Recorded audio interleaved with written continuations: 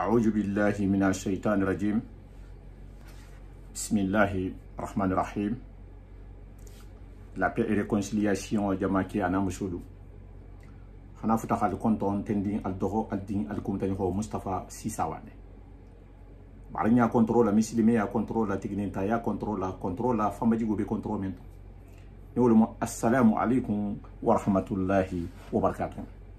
Barinya lu alimbental jang ko hanyo matilin ko hanyo nalo sidoka silo même musrata de mustaqima silo tin si dunia yin soto nyaadi mafo alkiyamula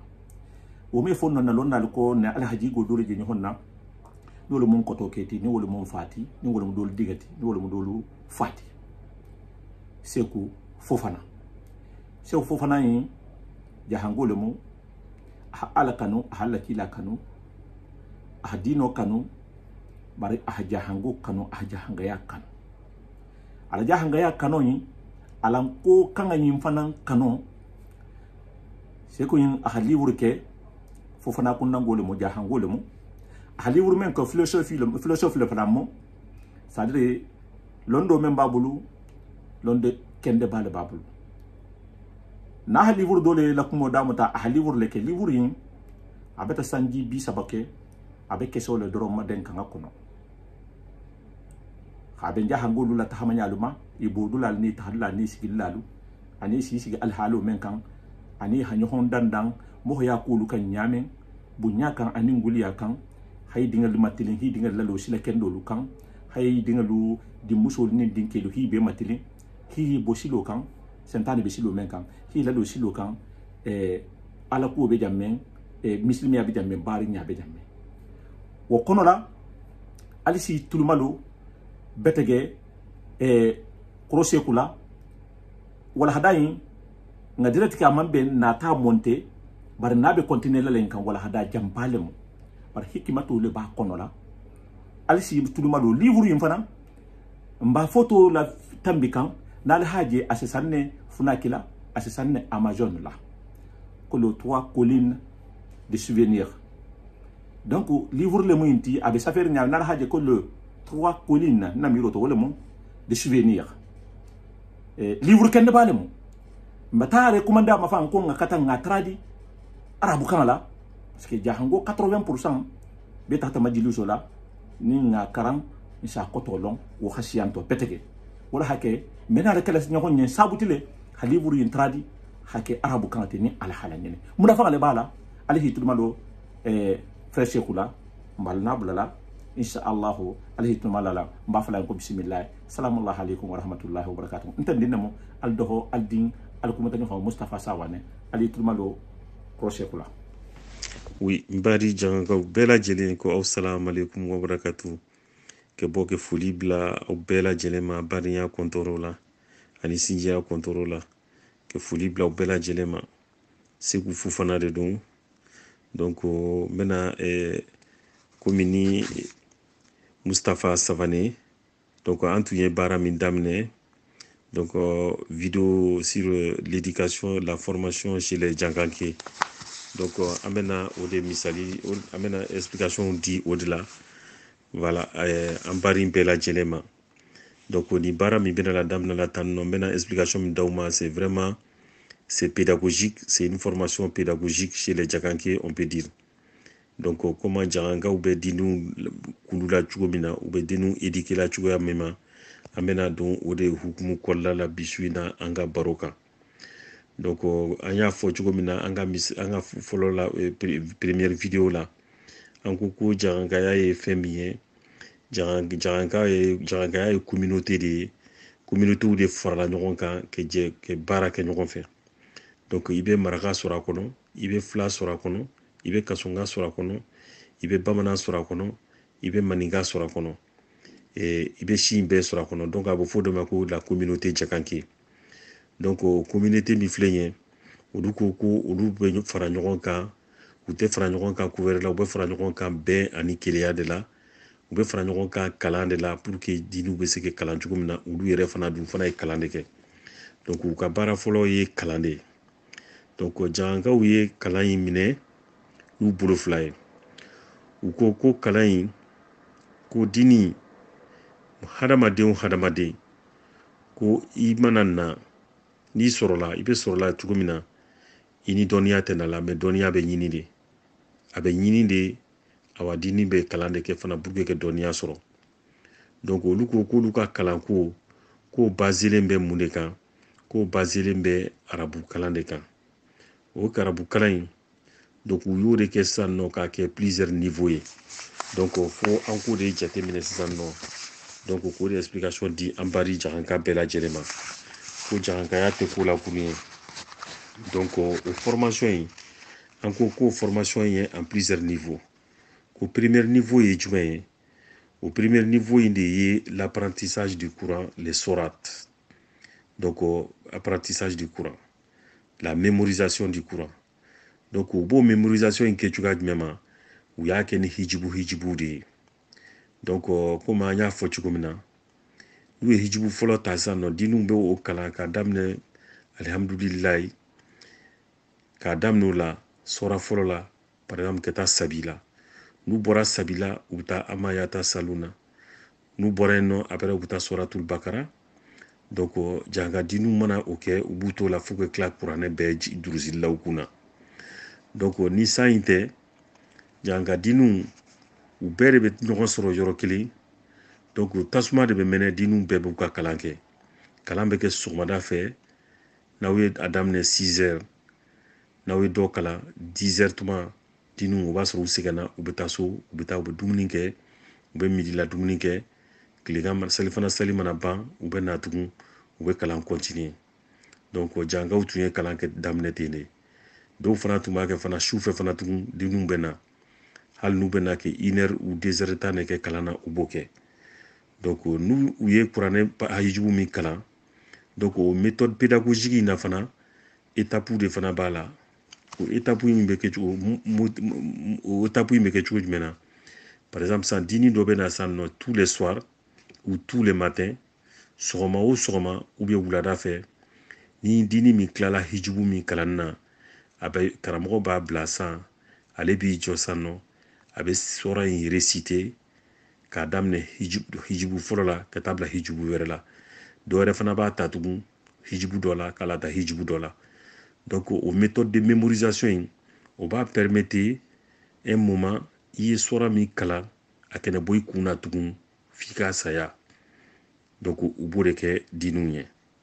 donc o ye premier niveau ye ni janga diinɛw n'u tilala hijibu bɛɛ kalanni na n'u tilala kuranɛ durusililaw kunna an b'a fɔ cogo min na k'u bɛ kuranɛ durusi ka mémoriser n'u tilal'o la u bɛna sisan nɔ deuxième niveau la deuxième niveau in ye jumɛn ye on appelle ça l'apprentissage de la grammaire donc o apprentissage de la grammaire in donc o grammaire in fana mode fɛnnen bɛ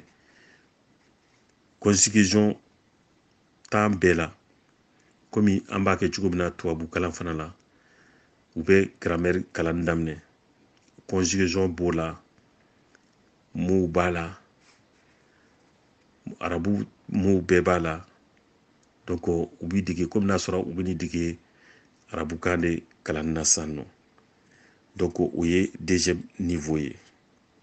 une fois que n'u ye grammaire maîtriser donc sisan nɔ u bɛ mots apprendre daminɛ donc ça bɛ dɔn sisan nɔ ko ko nin diini ninnu sisan u ye kuranɛ u y'a jurusi u yɛrɛ bɛ se k'a kalan u yɛrɛ ye o y'a sɔrɔ u ye alphabet ninnu bɛɛ dɔn u bɛ conjugaison dɔn sisan nɔ o ye deuxième niveau ye n'o dun fana kɛra o y'a sɔrɔ an bɛ ban fɔlɔ dɛ ko baara tɔba bɛ kɔfɛ baara tɔba jumɛn bɛ kɔfɛ o ye troisième niveau ye troisième niveau u bɛna taa troisième niveau la sisan nɔ a bɛ kɛ komi sisan nɔ diinɛw ye sixième examen de sɔrɔ kilasi 6nan examen aw y'o sɔrɔ sisan nɔ aw bɛna ladonna collège de kɔnɔna la donc n'aw donna o collège kɔnɔna la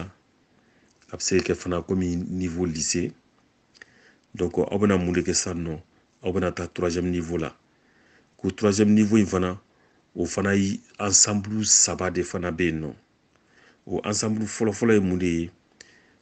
bɛna jangaw bɛna diinɛw bɛna mun daminɛ sisan u bɛna histoire de daminɛ prophètew ka histoire sebaw ka histoire u bɛna o de daminɛ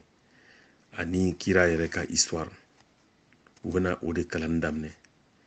a bɔ yɔrɔ a sɔrɔla yɔrɔ min na mɔgɔ min den don donc an b'a fɔ o ma ko généalogie donc u bɛna olu bɛɛ ka généalogie kɛ o de y'a kɛ jankaw bɛ tulon kɛ généalogie ko la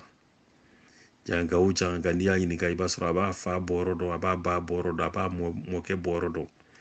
donc u bɛna prophète ninnu ka histoire bɛɛ kalanni daminɛ ani sebaw komi n y'a fɔ cogo min na o ye troisième niveau première partie ye troisième niveau deuxième partie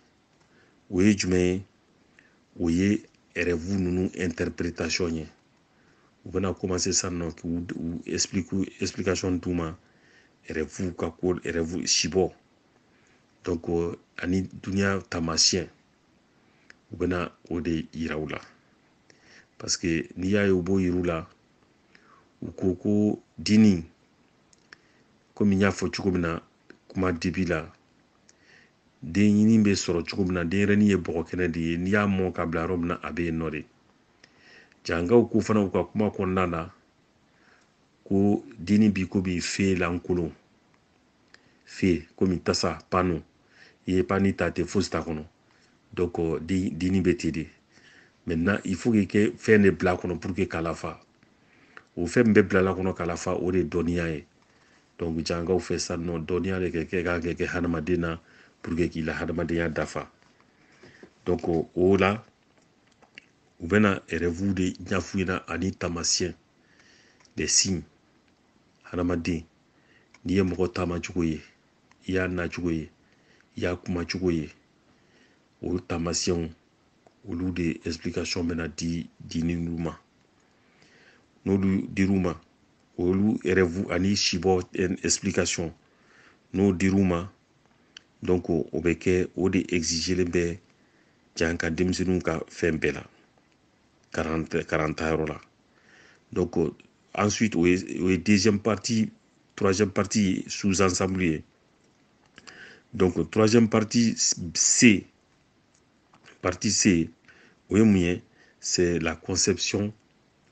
on appelle ça la conception philosophique l'étude de l'être hadamadenya dɔn cogo hadamadenya yɛrɛ dɔn cogo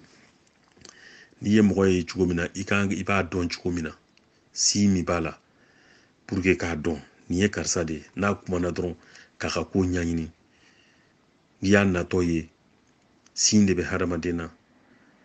hadamaden bi komi de n'i ye bɔgɔ ta sisan nɔ ni sanu bɛ nin dugukolo in na i kan k'a dɔn ni warijɛ de bɛ dugukolo in na i kan k'a dɔn awa hadamaden fana n'i y'a natɔ ye ni mɔgɔ kɛnɛ don ni mɔgɔ kɛnɛ tɛ i kan k'a dɔn ni hadamaden natɔ ye hali ni a sɔrɔla si bantɔ de don a tɔgɔma cogo i kan k'a dɔn a fɛ ni tɔ tora a tɔ tɛ tɛmɛ tile 3 kan a tɔ tɛ tɛmɛ kalo 1 kan a tɔ tɛ tɛmɛ kalo 3 kan olu siɲɛw fana bɛɛ hadamaden na de fɔlɔ la o bɛɛ de bɛ étudier la donc ni aw tilala o niveau la u bɛna taa 4e niveau de la sisan nɔ janga kunda ko 4e niveau ye jumɛn ye o 4e niveau in o de ye loi islamique ye a bɛ fɔ de ma ko la jurisprudence parce que hadamaden n'i ye hadamaden dɔn k'i mɛ tila fo sariya fana ko minnu kan ka kɛ ani ko minnu man ka kɛ n'u interdilen don olu fana fo k'olu fana jateminɛ hadamadenya kɔnɔna la donc tubabu arabu ko de ma ko sariya o luwaw aw bɛna loi islamique de fana étudier sisan nɔ o bɛɛ de tun bɛ kɛra tuba fɔlɔ la o de tun bɛ kɛra janka bɛɛ lajɛlen fɛ yen jankaw n'o dɔnniya de bɔra depuis ja u n'o de taara ja ka tubaba u n'o de donna Bani Isra u n'o de donna Maka Kolbanta u n'o kumakan ninnu de fana donna Jara Sutugun Gambia u n'o de donna fana Sidiyon Sénégal u n'o de donna Bundu awa u n'o dɔnniya kelen ninnu de fana bɔra o yɔrɔ kelen na tun kɛ tila tun kana jɛnɛ k'u bɛna na dɔnniya wɛrɛ ɲini na donc o jurisprudence n'o ye sariya taamacogo ye o sariya taamasira in fana an ka fɔlɔfɔlɔ la ko kɔrɔw fana bɔ o kɔnɔna la furu kan ka kɛ cogo min na furu kan kɛ batu cogo min na, dutigi kan ka du minɛ cogo min na, kɔrɔ kan ka dɔgɔ bonya cogo min na, hadamadenya taabolo n'aw farala ɲɔgɔn kan aw kan kɛ k'o to ɲɔgɔn ta la de, k'a fɔ ko nin ye Jalo ye, nin ye Jakite ye, nin ye Sangare ye, o t'a rɔ. I bɛ hadamadenya de jateminɛ. Nin ye Sila de ye, nin ye Girasi de ye, nin ye Savanɛ de ye, nin ye Si de ye, ou bien nin ye Fofana de ye, nin ye Jagabi de ye, nin ye Dramɛ de ye. I bɛ hadamadenya de jateminɛ. Donc ko o sariya ninnu, k'o sariya ninnu bɛ batu. O luwaw, o sariya, mɔgɔ t'o sariya bɔla yen nɔ. Donc an bɛ tagama o sariya ninnu de kan. Awa n'i y'a jateminɛ fana, janga kɛba o janga kɛba n'u bɔra Tuba ka taa sigi jamana wɛrɛw kan, ka taa sigi dugu wɛrɛw rɔ, i b'a sɔrɔ u ni nin sariya ninnu de tagara ɲɔgɔn fɛ, u ni nin sariya ninnu de bɛ yalana, u ni nin sariya ninnu de bɛ la, u ni nin sariya ninnu de bɛ wuli. O de b'a kɛ ni ko tiɲɛna jamana o jamana kan, que mɔgɔ jangaw to yen, ni m'a fɔ san in avocat tun bɛ yɔrɔw la, avocat tɛ dugu min na, commandant tɛ dugu min na, tribunal tɛ dugu min na. N'aw y'a jateminɛ dugu o dugu la, ni tribunal tɛ yen nɔ, ni janga kɛba dɔ bɛ yen nɔ, u b'ale de welela ka na a kɛ kiiti tigɛ. Donc a bɛ kiiti tigɛla o de sira kan. N'i ye jangaw ye, ni ko gɛlɛyara n'u ye janga kɛba wele, a b'a fɔ n bɛ taa ka na. A bɛ taa, a bɛ sariya in lajɛ, ni loi islamique kɔnɔna la, ani an yɛrɛ ka an yɛrɛ jani arabu bɛ nana an bara fana, an ka taamasiyɛn minnu fana nana.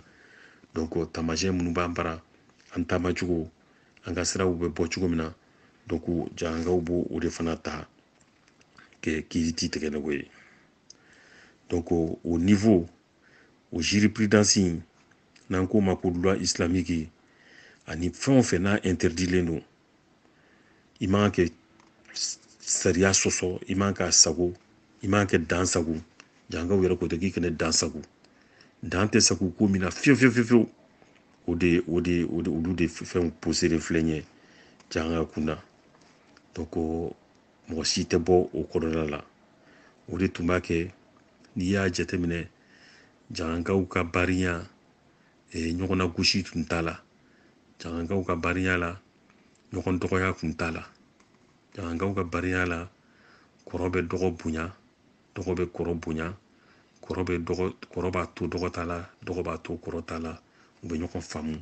parce que nin fɛn ninnu poselen don. Barimuso kan ka minɛ cogo min na, o bɛɛ de tun sɛbɛnnen b'u bolo. O de bɛ lakalan na denmisɛnnin dininw ye. Denw kan ka ladon cogo min na, u b'o de explication di ma. Donc n'u bɔra o niveau la, aw bɛna don 5e niveau de kɔnɔ. O 5e niveau in, o de ye fana ye domaine dɔ ye. O ye domaine de connaissance de ye, o dɔnniya o ye dɔnniya so dɔ ye.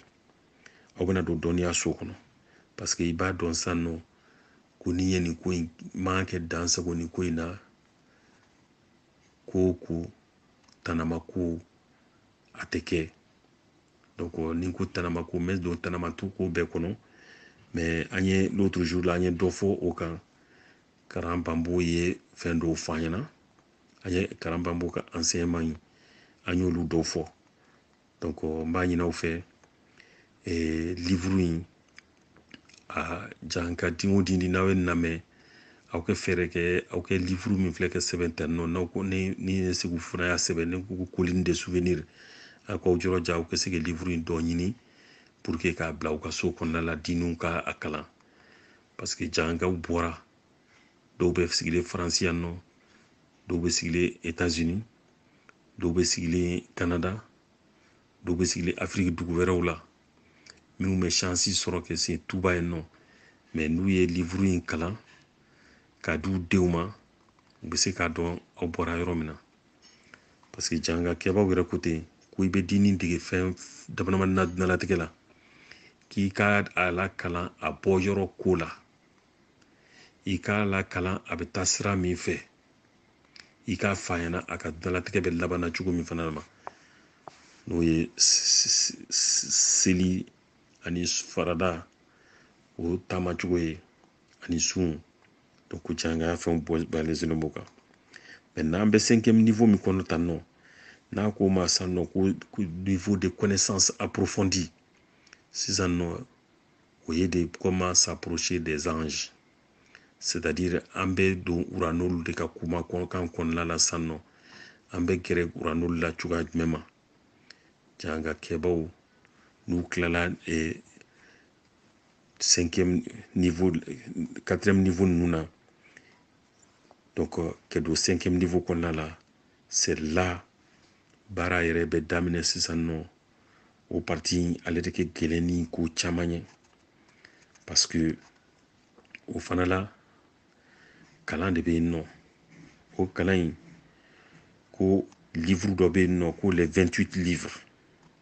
de Sanusi n'o ye o de bɛ i bɛna san k'o de maîtriser o livre in ye livre 28 de ye livre 28 kɔnɔna la fo k'o bɛɛ tafsir kɛ jagankaw ko hadamaden n'i sera k'o livre in janga o janga mana se k'o livre 28 bɛɛ tafsir kɛ donc n'u ko ma ko le livre de 28 livres de Sanusi donc u b'o de interpréter san nɔ o livre in kɔnɔ ko dɔnniya de b'o kɔnɔ o ye dɔnniya gundo dɔ ye donc n'o o gundo ninnu bɛɛ tɛ don o gundo kɔnɔna la mais jangaw bɛ don o gundo kɔnɔ livre in partie fɔlɔ dɔ bɛ yen o ye ko tout ce qui est les carrés magiques n'aw ko ma ko hatimo donc an bɛna don hatimo ti kɔnɔ u bɛ hatimo ti hatimo kan kɛ dɔn cogo min na ni tubabu yɛrɛ ko ma ko carré magique donc o de bɛ na san nɔ o ye niveau fitinin ye niveau dɔ wɛrɛ fana bɛ yen nɔ o ye de san nɔ n'i bɛ se cogo min na kɛ fɛn kalan cogo min na a bɛ yiri la cogo min na i b'a fɔ ko filimu i dalen bɛ sunɔgɔ la a bɛ se k'i yiri la cogo min na o y'o dɔnniya domaine dɔ ye mais o tɛ yira bɛɛ la k'o fana ye jagakaya gundo dɔ ye parce que o b'a sɔrɔ a fɔra i ɲɛna tanama ko dɔw bɛ yen i t'a kɛ n tɛ maga walifɛn na n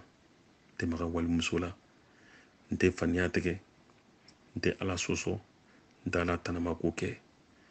donc o de b'a kɛ ni jangakɛbaw n'u b'i kali u b'a fɔ ko n bɛ mariku sɔsɔ awa mariku tɛ n sɔsɔ la n bɛ deli kɛ mariku tanako kɛ awa mariku tɛ bana n ka kumakan ma donc u bɛ kali o la donc ni u tilala livre 28 bɛɛ kalanni na k'a kɔnɔ ko bɛɛ dɔn sisan nɔ u bɛna papier de bɛ se ka e bɛ autoriser sisan nɔ e bɛ se ka karanta dayɛlɛ o karanta in ni san in tɛ papier min bɛ dili ma a bɛ fɔ o de ma ko hizaza o ye mun ye o ye autorisation de donc deuxième partie an bɛna don fɛn min kɔnɔ ko o ye karanta dayɛlɛni ye donc n'a fɔra ko karanta a b'i komi sisan nɔ ko école fɔlɔfɔlɔ la bɛɛ tɛ ekɔliso dayɛlɛnna jagankaw fɛ yen bɛɛ tɛ karanta dayɛlɛnna ni mɔgɔ min ye ni étape 5 in kɛ olu de bɛ karanta dayɛlɛ o tuma sa jaka kɛbaw u bɛ autorisation d'i ma o autorisation in de tɔgɔ san nɔ ko izaza o de ye autorisation ye k'o d'i ma i ka se ka karanta dayɛlɛ e fana bɛ se sisan dini minnu fana bɛ e kɔrɔ dini minnu sɔrɔla e fana bɛ commencer sisan nɔ ka cours di olu ma o y'a sɔrɔ dini kuraw nana an b'a fɔ la cogo min na mɔgɔ minnu fana filɛ kɛ na e bɛna dini minnu ta n'olu ye san 7 ni san 6 ni san 5 fo ka taa san 10 na e b'olu ta sisan nɔ n'i y'olu ta a b'i komi sisan nɔ i ye fe lankolon ta a b'i komi sisan i ye tasa lankolon ta a b'i komi sisan nɔ i ye minan ta fɛn tɛ minan min kɔnɔ minan vide i y'a ta sisan nɔ e de fana kan k'o minanw nafa sisan nɔ donc n'o ye diniw ye bɔgɔ kɛnɛ de filɛ ka d'i ma sisan nɔ e de fana kan k'olu bɔgɔ kɛnɛw lamɔ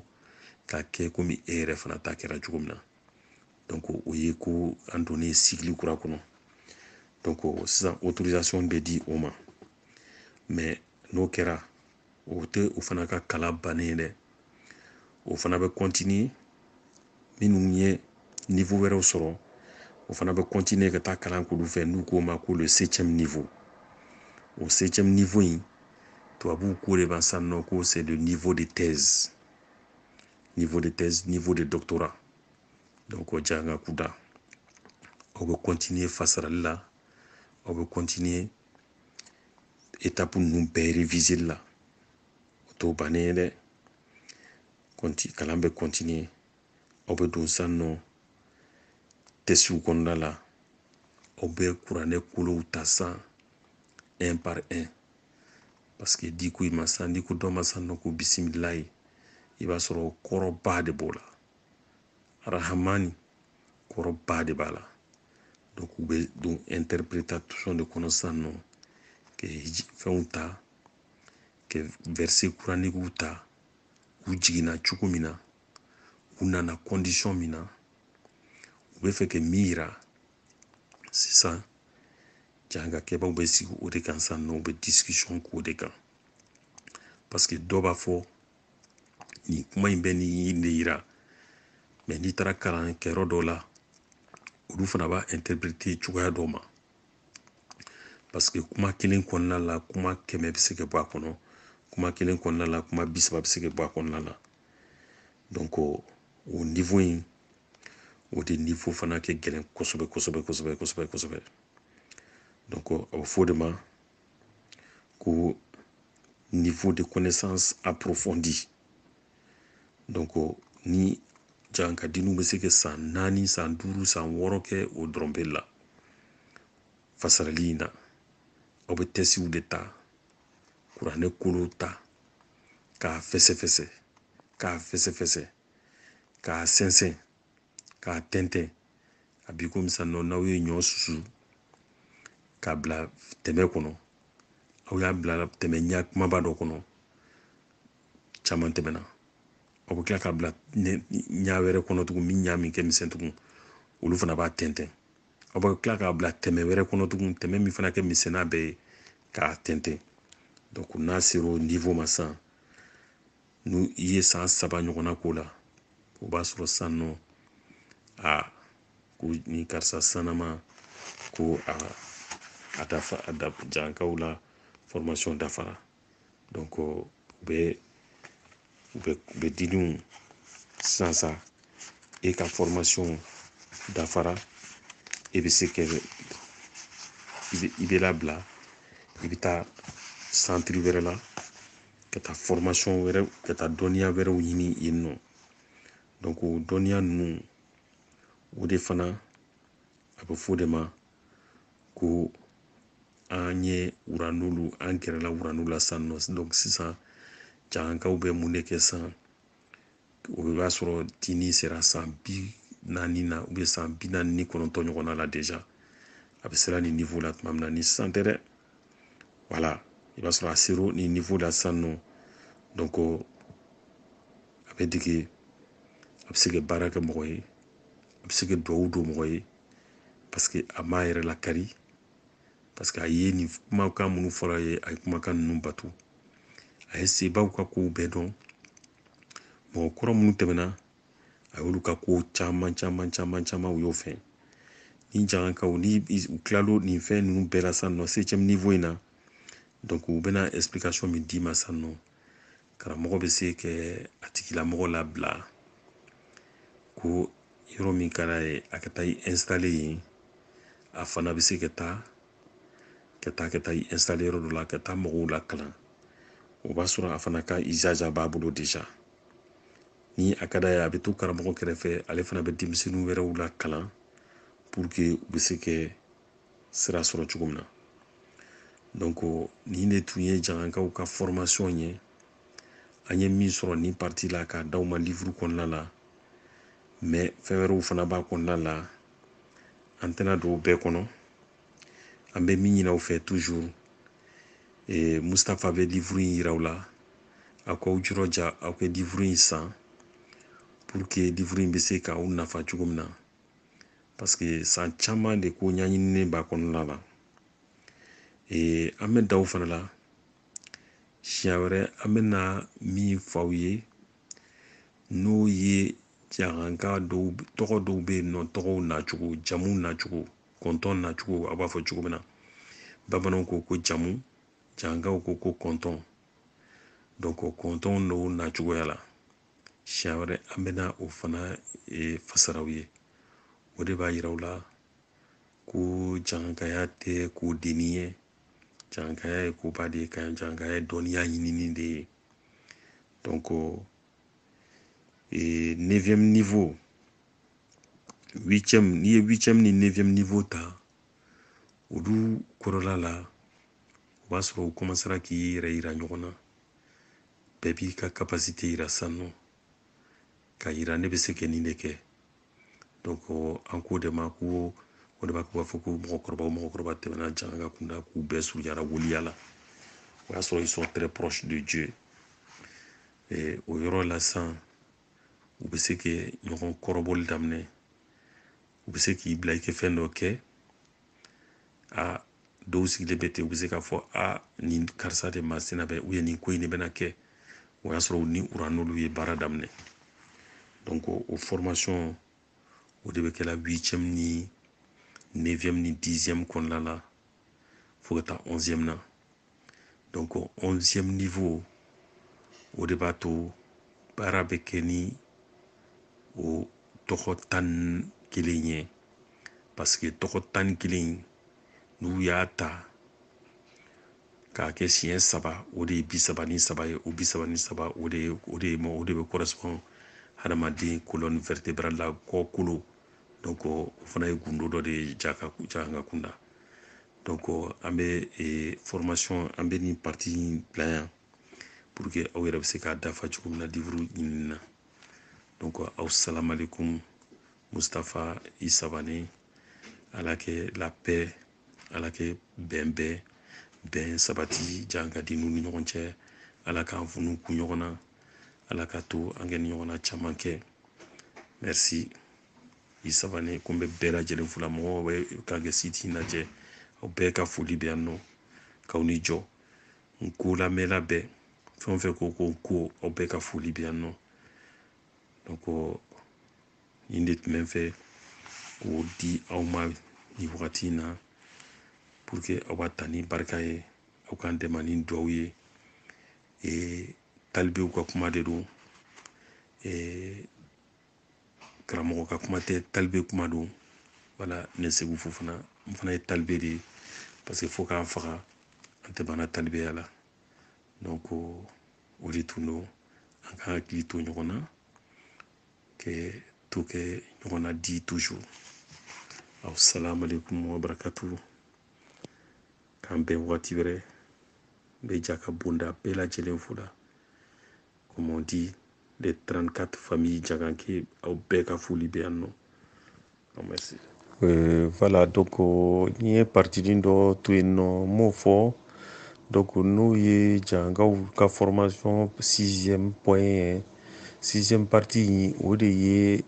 astrologie ye, c'est à dire a bɛ fɔ de ma étoile ninnu ni sankolo 7 ka dɔnniya, lolow bɛ bɔ cogo min na, lobolow taamasiyɛn ani kalo taamasiyɛn a bɛ fɛn minnu yira. kalo bɛ don dibi la wagati min na a n'a bɛ bɔ wagati min na. donc kalo yelen mana na tuma min na baara minnu kan ka kɛ. donc o de ye jankaw ka 6e formation ye, 6e niveau formation ye, jana bɛ donna 7e kɔnɔna la. donc a partinin n bɛ a partinin di, mais fo n ka a précision di. donc a bɛ fɔ de ma ko la partie astrologie. donc dini minnu bɛ wolola o kɔnɔna la, donc denmisɛnninw ka ko bɛ jateminɛ o de fana fɛ, hadamaden na ko bɛ daminɛ o de fɛ. ni kalo bɔlen tun don ou bien ni kalo tun donna dibi la, den min sɔrɔla a n'a sɔrɔla wagati min na, san wagati min na, ni tilema de don ou bien ni samiya don, ni fɔnbɔnda don. donc jagankaw b'o o de bɛɛ la jateminɛ. donc u ka 6e formation in bɛ don o kɔnɔna dɔɔni, u bɛ maga o la, mais u t'a développer kosɛbɛ, mais u b'a yira a ɲa yira dɔrɔn denmisɛnninw na. mais n'u sera 10e niveau in de la, donc u bɛna se ka na k'o formation in tɔ approfondi, astrologie tɔ approfondi. donc o parti foto o di ka fara